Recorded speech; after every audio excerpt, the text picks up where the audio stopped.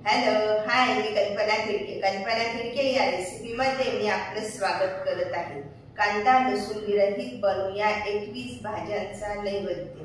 आपण बनवणार आहोत गणपतीसाठी 21 भाज्या आणि त्यासाठी आता मी पॅन तापत ठेवत आहे. चमचे तेल टाकून घेऊया.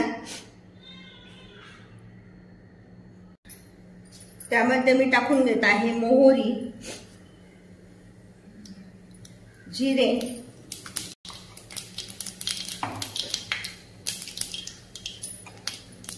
कढीपत्त्याची पाने, आलं आणि खोबऱ्याचं वाटण करून घेतलंय. त्यात आपण मिक्सर कढईमध्ये टाकून घेऊया. आहे चिमूटभर हिंग,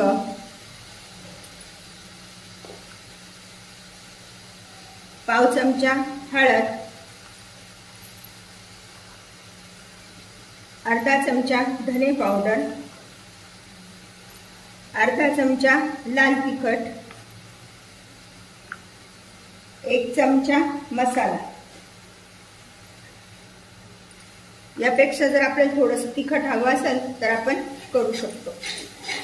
त्याऐवजी 2 चमचे मसाला टाकून 1 चमचा लाल तिखट टाकायचं. आता कढईत तेल सुटेपर्यंत आपण चांगलं वाटण परतून घेऊया. तोपर्यंत मी त्यामध्ये टाकून घेत आहे 1 चमचा मीठ,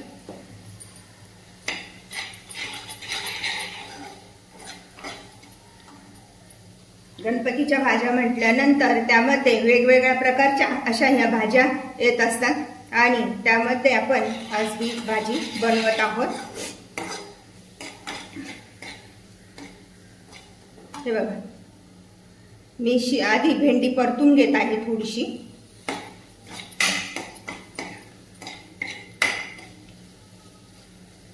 अशा प्रकारे आता आपण सगळ्याच भाज्या त्यामध्ये टाकून घेत आहोत.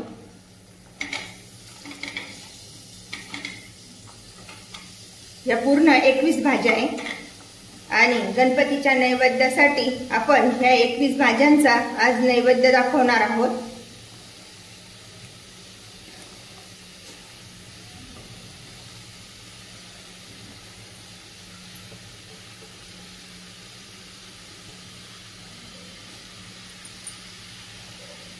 यामध्ये आपण पाणी न टाकताच या भाज्या आज वाफेवर शिजवणार आहोत. भाज्या अशा परतून घेतल्या आहे.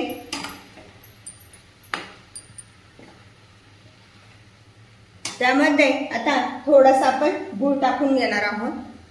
अशा पद्धतीने थोडासा गूळ टाकायचा, भाजी एकत्र करायची व्यवस्थित आणि आता आपण त्यावर झाकण ठेवूया.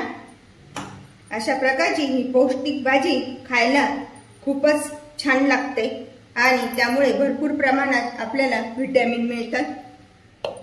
कढईवर मी झाकण ठेवत आहे. मिनिटे आपण अशीच ही भाजी शिजू द्यायची मध्यम गॅसवर. 2-3 मिनिटं झाले तर आपण एकदा भाजी हलवून देऊया. मस्त दिसते.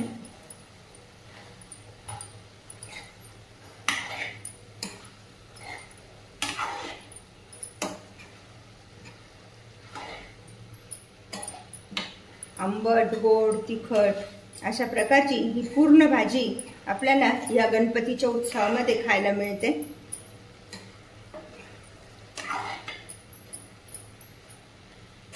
यामध्ये कारल्याचा पण वापर केला जातो.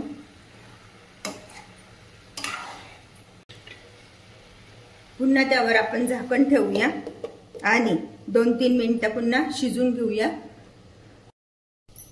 बघूया आता आपली भाजी शिजली की नाही ते.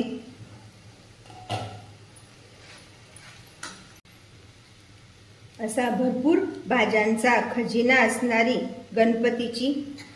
गणपतीच्या नैवेद्यासाठी लागणारी 21 भाज्यांची भाजी खाण्यासाठी तयार.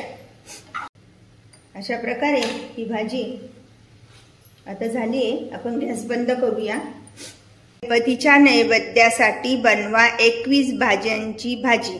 अशा प्रकारची भाजी तुम्ही पण बनवा आणि मला मात्र कळवा कशी झाली आहे ते. लाईक आणि सबस्क्राईब करायला विसरू नका.